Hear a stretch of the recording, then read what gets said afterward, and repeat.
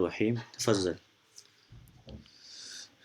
الحمد لله رب العالمين، والصلاة والسلام على سيد الأنبياء والمرسلين نبينا محمد وعلى آله وصحبه أجمعين. أما بعد، هذه المقدمة التي كتبها الإمام الشافعي مقدمة جامعة فيها أولا الثناء على الله عز وجل، ولا يفهم من قوله لا يبلغ الواصفون كنه عظمته أن الإمام الشافعي ينكر الصفات، بل هو يثبت الصفات، ولذلك قال هو كما وصف نفسه، وإنما العباد يغيب عنهم كيفية الصفة التي أشار إليها المؤلف هنا.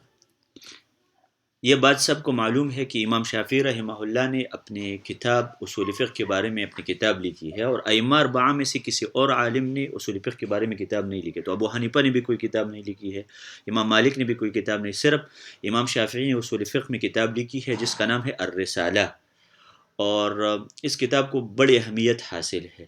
تو یہ جو امام شافعی کی کتاب ہے، اس کے سٹارٹ میں مقدمہ ہے، اور وہ مقدمہ کچھ امور پر مشتمل ہے. سب سے پہلے یہ ہے کہ امام شافعی نے اللہ تعالیٰ کے جو حمد بیان کی ہے، اس سے یہ پتہ چلتا ہے کہ امام شافعی صفات کے منکرین میں سے نہیں تھا، بلکہ وہ اللہ کے لیے صفات ثابت کرتا تھا.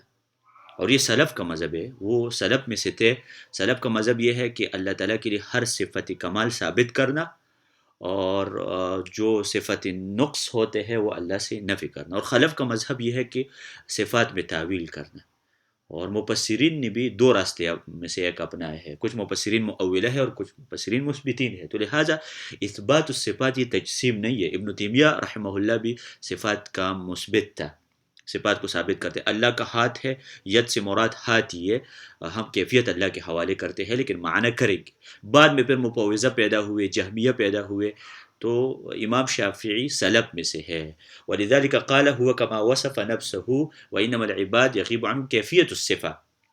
اللہ نے جو اپنے لیے صفت بیان کی ہے وہ ہم مانیں گے، لیکن ہم صرف کیفیت اللہ کے حوالے کرتے. اللہ کا ہاتھ ہے لیکن ہمیں نہیں پتہ کہ اللہ کا ہاتھ کیسے.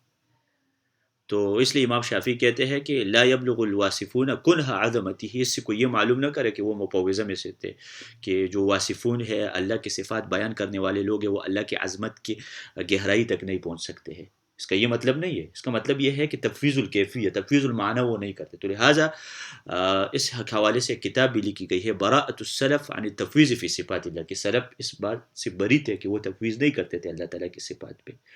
اور ایک اور شخص ہے جو مفوضہ میں سے، انہوں نے کتاب لکھی ہے کہ سلف کا مذہب تفویض تھا، وہ معنی کو بھی اللہ کے حوالے کرتے، جیسے ہم الف لام میم کے حوالے سے کہتے ہیں نا کہ الف لام میم اللہ جانتے ہیں کہ اس کا کیا مطلب ہے. تو سلف ایسے نہیں کرتے، معنی اللہ کے حوالے نہیں کرتے تھے. ایک شخص نے بڑی کوشش کی، ایک کتاب لکھی ہے کہ یہ تفویض سلف کا مذہب تھا، اور اس کتاب کا نام بھی رکھا ہے کہ القول التمام فی اثبات التفویض مذہبا للسلف الکرام.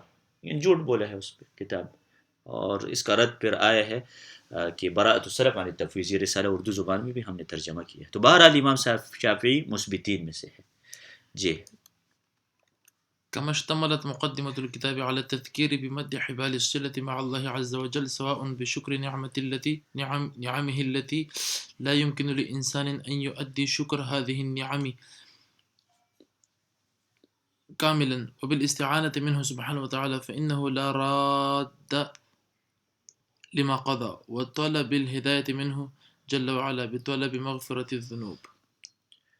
اس کتاب کے مقدمہ میں دوسری بات یہ ہے کہ اللہ تعالیٰ کے ساتھ جو آپ تعلق بنائیں گے نا، تو وہ ایسے بنائیں گے کہ اللہ تعالیٰ کی نعمتوں کا شکریہ ادا کریں گے، تو تب آپ کا تعلق اللہ کے ساتھ مضبوط بنے گا. اور انسان کے لیے ممکن نہیں ہے کہ اللہ تعالیٰ کی تمام نعمتوں کا شکریہ ادا کرے، انسان کے لیے ممکن نہیں ہے. اور دوسری بات اس مقدمہ میں یہ بھی ہے کہ اللہ سے مدد طلب کرے ہر چیز میں، کیونکہ اللہ جو فیصلہ کرے اس کو کوئی رد نہیں کر سکتا. تو لہٰذا آپ اللہ سے مدد طلب کریں گے، اور ہدایت بھی اللہ سے طلب کریں گے. ہدایت کی پھر دو قسمیں ہیں، ہدایت الارشاد اور ہدایت التوفیق. دونوں آپ اللہ سے طلب کریں گے. رب اہدنی لما اختلف فیہ من الحق، یہ ہدایت التوفیق بھی ہے، ہدایت الارشاد بھی ہے. اور قرآن میں دونوں قسمیں موجود ہیں. انک لا تہدی من احببت، یہاں پر ہدایت التوفیق مراد ہے کہ آپ توفیق نہیں دے سکتے ہیں. وانک لتہدی الی صراط مستقیم، یہاں پر ہدایت الارشاد. پھر ہدایت کا لفظ جو قرآن میں موجود ہے اس کی 3 طرح ہے لغوی طور پر. ایک یہ ہے کہ ڈائریکٹ متعدی ہے، اور دوسرا یہ ہے کہ لام کے ساتھ متعدی ہے، اور تیسرا یہ کہ الا کے ساتھ متعدی ہے.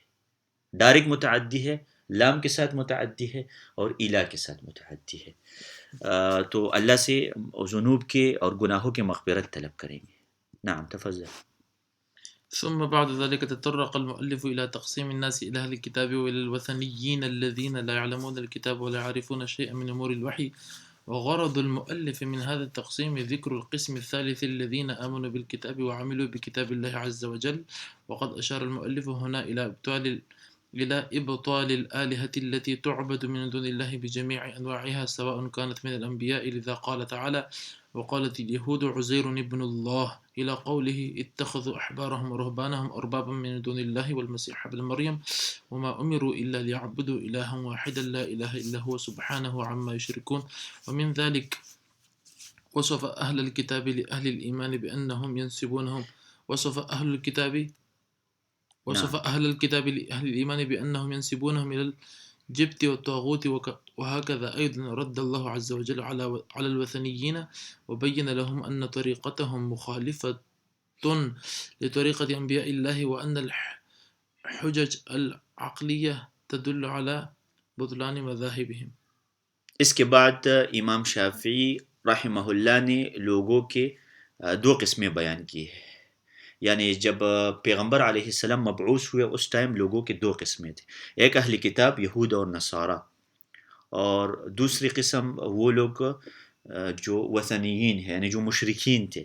لا يعرفون شيئا من امور الوحی، ان کے پاس کوئی کتاب نہیں ہے، نہ وہ تورات کے فالورز ہے اور نہ وہ انجیل کے فالورز ہے. اور اس میں امام شافعی اس بات کی طرف بھی اشارہ کرتے ہیں کہ تیسری قسم لوگ بھی موجود ہیں. وہ لوگ ہیں جو اللہ تعالیٰ کی کتاب پر مومن تھے، اہل کتاب میں بھی سے، جیسے لیسو سواء من اہل کتاب، تمام اہل کتاب تو برابر نہیں ہے، بلکہ کچھ اہل کتاب ایسے بھی تھے جو قرآن پر بھی ایمان لے کے آئے تھے، اور ان کے لیے اللہ تعالیٰ نے پھر 2 اجر تیار کی تھے. اولئک یؤتون اجرهم مرتین. امام سیوطی نے اس بارے میں کتاب بھی لکھی ہے، مطلع البدرین فی من یؤتی الاجر مرتین، کہ وہ کون سے لوگ ہیں جن کو 2 اجر. ان میں سے ایک اہل کتاب ہے. تو اہل کتاب میں تو پہلے قسم کون سے لوگ ہو گئے جو اہل کتاب تھے لیکن کافر تھے، دوسری قسم جو مشرکین تھے، اور تیسری قسم وہ لوگ تھے جو اہل کتاب تھے نیک حق کی تلاش میں تھے. تو پیغمبر جب آئے انہوں نے پیغمبر کے اوپر ایمان لیا ہے. جی، تو یہ آیات بھی امام شافعی نے اپنے مقدمے میں اس غرض سے ذکر کی ہے. وقالت یہود عزیر ابن اللہ، کہ اس سے مراد یہود ہے. اتخذوا احبارهم ورهبانهم اربابا من دون اللہ، اس سے مراد یہود اور نصارہ دونوں ہے. اور عما یشرکون، تو اس کے بعد وان الحجج العقلیہ تدل علی بطلان مذاہبهم، اور اللہ تعالیٰ نے مشرکین کے اوپر بھی رد کیا اور یہ بات بیان کی کہ ان کا جو طریقہ ہے وہ انبیاء کے طریقے کے مخالف ہے. اور جو حجج عقلیہ ہے، عقلی دلائل بھی ان کے مذاہب کے بلدان کے اوپر دلالت کرتی ہے. جی. وذكر المؤلف بنعمة اجتماع الكلمة التي جاء الله عز وجل بها على الأمة بتأليف القلوب وجمع الكلمة. اور امام شافعی نے یہ بات بھی کی ہے کہ اللہ تعالیٰ کی نعمتوں میں سے سب سے بڑی نعمت یہ ہے کہ اللہ تعالیٰ نے اس امت میں ایک پیغمبر مبعوث کیا. لقد من اللہ علی المؤمنین اذ بعث فیہم رسولا، یہ سب سے بڑی نعمت اور احسان ہے اللہ کی طرف سے. اور ان کے دلوں کو اکٹھا کیا، ان کے دلوں میں محبت پیدا. وَأَلَّفَ بَيْنَ قُلُوبِهِمْ، اگر آپ پیسے بھی خرچ کرتے تو آپ ان کے دلوں میں محبت نہیں ڈال سکتے، مگر اللہ تعالیٰ نے لو انفقت ما فی الارض جميعا ما الفت بین قلوبهم.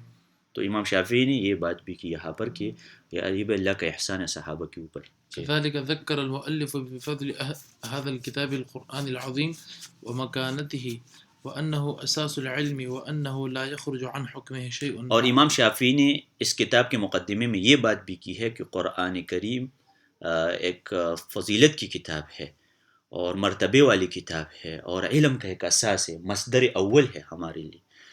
وَأَنَّهُ لَا يَخْرُجُ عَنْ حُكْمِهِ شَيْءٍ، قرآن کریم میں تمام مسائل موجود ہیں، تمام مسائل اللہ تعالیٰ نے قرآن کریم میں بیان کی ہے، تفصیل کے ساتھ ہو یا اجمال کے ساتھ، تو کلی قواعد موجود ہے قرآن میں، تبیانا لکل شیء، ہر چیز کی وضاحت اس میں موجود ہے.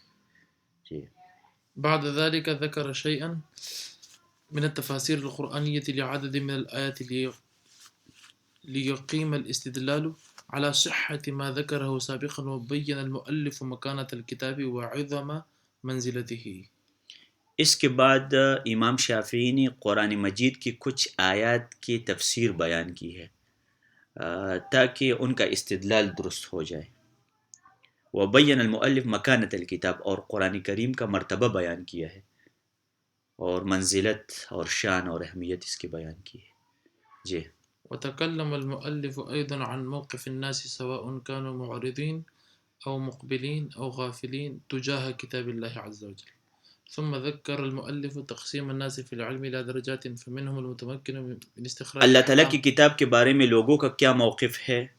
تو لوگوں کی 3 اقسام ہے. ایک وہ ہے جو معرضین ہے، اللہ کی کتاب کی طرف کوئی توجہ نہیں ہے، بالکل اعراض کر چکے ہیں، برابر ہے کہ وہ مسلمان ہے یا کافر ہے، جو بھی ہے قرآن کریم کی طرف. اور یہ نواقض الاسلام میں سے ایک ناقض ہے. محمد بن عبد الوہاب النجدی رحمہ اللہ نے ذکر کیا ہے کہ الاعراض عن دین اللہ بحیث لا يتعلمه ولا يعمل، بالکل اللہ تعالیٰ کے دین سے اعراض کرتے ہیں اور نہ اس کو کا علم حاصل کرتے، نہ اس کے اوپر عمل کرتے. تو ایسے بھی لوگ موجود ہیں. ومن اظلم ممن ذکر بآیات ربه ثم اعرض عنها انا من المجرمین. یہاں پر شیخ عبد الوہاب نجدی رحمہ اللہ کا استدلال اسی آیات سے ہے کہ دیکھیں یہاں پر اللہ تعالیٰ کہتے ہیں ومن اظلم، اور ازلم کافر ہوتا ہے، تو لہٰذا یہ ناقض الاسلام ہے. اور دوسری قسم وہ لوگ ہیں جو مقبلین ہیں، اللہ تعالیٰ کی کتاب کی طرف توجہ کرتے ہیں. اور تیسری قسم وہ لوگ ہیں جو غافل ہیں. اور یہ 3 اقسام اللہ نے ایک اور بھی جگہ میں بیان کی ہے کہ ہم نے جن لوگوں کو کتاب دی ہے نا، ومنہم ظالم لنفسہ ومنہم سابق بالخير ومنہم مقتصد، یہ 3 قسمیں ہیں. ظالم اللہ نے یعنی اس امت میں بھی یہ 3 قسم لوگ موجود ہیں جن کو کتاب ملی ہے. ظالمین ہے جو بالکل قرآن پر عمل نہیں کرتے. دوسرا مقتصدین ہے جو کبھی کرتے ہیں کبھی نہیں کرتا، یا کبھی فرائض چھوڑتے ہیں کبھی عمل کرتے ہیں. اور تیسری وہ لوگ ہیں جو بالکل غافلین ہیں، ظالمین. جی. اور سابقون بالخیرات بھی. جی. ثم ذكر المؤلف تقسيم الناس في العلم إلى درجات، فمنهم المتمكن من استخراج الأحكام من الأدلة، ومنهم من لم يصل إلى هذه الرتبة، وبين أن العلماء يتفاوتون وليسوا على رتبة واحدة، وحث على شيء من آداب تعلم العلم. کہتے ہیں کہ علم میں بھی لوگوں کے درجات ہیں. بعض علماء انتہائی متمکن ہوتے ہیں، مضبوط ہوتے ہیں، اصول فقہ کے بارے میں جانتے ہیں، اصول فقہ کے قواعد ان کو زبانی یاد ہے، تو کر سکتے ہیں کہ قرآن اور حدیث سے مسائل صحیح طریقے سے استنباط اور اخذ کریں. اور امام شافعی نے یہ کتاب کیوں لکھی ہے، اصول فقہ کا ایجاد کیوں کیا امام شافعی نے؟ کیونکہ اس زمانے میں ہر بندہ قرآن اور حدیث سے استدلال کرتا تھا اور کوئی قاعدہ معلوم نہیں، حکم نکالتا تھا بغیر رولز کے. تو انہوں نے کہا کہ دیکھیں حکم نکالنے کے لیے کچھ قواعد ہوتے ہیں، تو تب آپ حکم صحیح طریقے سے استخراج کر سکتے ہیں. تو اس لیے انہوں نے پھر یہ کتاب لکھی ہے. تو علم میں ایک وہ شخص ہے جو متمکن ہے، انتہائی قوی ہے، ادلہ سے استخراج کر سکتے ہیں. اور بعض وہ لوگ ہیں جو اس مرتبہ پر نہیں پہنچے ہیں، اور یہ بھی انہوں نے بات کی کہ علماء متفاوت ہے، کیونکہ یہ علم ایک رزق ہے، اور اللہ تعالیٰ یہ رزق جو ہے، رزق کے تمام اقسام کسی ایک شخص کو نہیں دیتے. کسی کو تفسیر میں مہارت دیتا ہے، کسی کو فقہ میں دیتا ہے، کیونکہ یہ رزق اگر اللہ تعالیٰ ہر ایک شخص کو دے دے تو انسان تکبر میں آ جاتے ہیں. وَلَوْ بَسَطَ اللَّهُ الرِّزْقَ لِعِبَادِهِ لَبَغَوْا فِي الْأَرْضِ وَلَكِنْ يُنَزِّلُ بِقَدْرٍ مَا يَشَاءُ. یہاں پر اللہ تعالیٰ نے علم کی تشبیہ بارش کے ساتھ دی ہے کہ جیسے بارش اللہ تعالیٰ اندازے کے ساتھ نازل کرتا ہے تاکہ طغیانی نہ آ جائے سمندر میں، تو اسی طرح علم دل میں توڑا توڑا ڈالتا ہے تاکہ انسان میں طغیانی نہ آ جائے. وَلَيْسُ عَلَى رُتْبَةٍ وَاحِدَةٍ وحث علی شیء من آداب. اسی طرح امام شافعی نے علم کے آداب کی ترغیب بھی دی ہے. وہ کیا ہے علم کے آداب کیا ہے؟ جی. ومن ذلك الجد والاجتهاد في طلب العلم. سب سے پہلے یہ ہے کہ محنت کرو، من جد وجد، محنت کرو اور اجتہاد کرو. الصبر في تجاوز العقوبات في طريق العلم. جی. الصبر فی تجاوز العقبات، فی علم میں جو رکاوٹیں آتے ہیں اس کو کراس کرے، صبر کرے اس کے اوپر، جو مشقتیں ہیں. العطایا علی متن البلایا. اور عبد الفتاح بغدانی کتاب بھی لکھے صفحات من صبر العلماء، کہ علماء کتنے صبر کرتے تھے، پتے کاتے تھے. جیسے زکریا الانصاری جو فتح الرحمن کا مؤلف ہے مشکلات القرآن کے بارے میں، وہ پتے کا کایا کرتے تھے، اتنے فقیر تھے. جی. اخلاص النیت للہ عز وجل بحیث ترید ما عند اللہ وترید الآخرہ. جی. علم اس لیے حاصل کرو کہ آپ آخرت چاہتے ہیں، یہ نہیں ہے کہ دنیا کے لیے، کیونکہ حدیث میں ہے کہ جو شخص یہ علم دنیا کے لیے حاصل کرتا ہے تو وہ اللہ تعالیٰ اسے ناراض ہو جاتا ہے، اور پھر یہ علم اس کو کوئی فائدہ حجیمہ نہیں بلی دیتا جہنم۔ جی۔ اور نبی علیہ السلام نے بھی فرمایا کہ تعلم القرآن قبل یتعلمہ ثلاثۃ، اس سے پہلے علم حاصل کرو، قرآن سیکھو جو 3 قسم، رجل یقرأہ للہ، ایک وہ شخص ہے جو اللہ کے لیے پڑھتا ہے، ورجل یتأکل بہ، دوسرا اس کے ذریعے کھاتا ہے، اور تیسرا رجل یباہی بہ، فخر کے لیے علم حاصل کرتا ہے، تو اس سے پہلے اور اسی طرح اور بہت سارے حدیث ہیں اس باب میں جی۔ طلب المعونة من الله عز وجل بمعرفة ما في الكتاب من الأحكام والقواعد نصا واستنباطا، وبين أن المنزلة العالية تكون للفقهاء الذين يستخرجون الأحكام من الأدلة ويعملون بها۔ جی، جو عالم چاہتے ہیں کہ قرآن اور حدیث سے احکام مستنبط کرے اور قواعد کو استعمال کرے، تو اس باب میں اللہ سے مدد مانگنی چاہیے کہ اللہ تعالیٰ میری مدد کرے۔ ٹھیک ہے مجھے قاعدہ پتہ ہے، لیکن میں جب قرآن حدیث سے استنباط کروں گا تو اگر اللہ میری مدد نہ کرے تو میں استنباط نہیں کر سکتا، اگر یہ قاعدہ مجھے کیوں نہیں آتا، کیونکہ بہت سارے علماء کو قواعد پتہ تھا، لیکن اس کے باوجود ابن حزم نے اصول فقہ میں کتاب بھی لکھی ہے، اس کے باوجود بھی انہوں نے ایسے مسائل میں غلطیاں کی ہے کہ آپ حیران ہو جائیں۔ مثال کے طور پر ابن حزم کہتے ہیں اگر لڑکی کہے کہ مجھے یہ فلان شخص پسند ہے، نکاح نہیں ہو سکتا، حالانکہ نکاح ہو سکتے، قیاس اولویز کے اوپر دلیل ہے، وہ کہتے ہیں کیونکہ پیغمبر نے کہا ہے کہ اذنها صماتها، کہ وہ چپ ہو جائے، وہ کیوں بولتی ہے؟ تو حافظ ابن حجر فتح الباری میں لکھتے ہیں کتاب النکاح میں کہ دیکھیں یہ کیسے باتیں کر رہا ہے، حالانکہ جو اللہ تعالیٰ نے کہا ہے کہ ماں باپ کو اف نہیں کہہ سکتے، تو مارنا من باب اولا حرام ہے، تو اسی طرح اگر وہ اس کی چپ ہونا رضا ہے تو اسی طرح بولنا من باب اولا رضا ہے۔ تو بہرحال قاعدہ بھی پتہ ہے، حالانکہ ابن حزم کا اصول فقہ میں کتاب ہے احکام کے نام سے،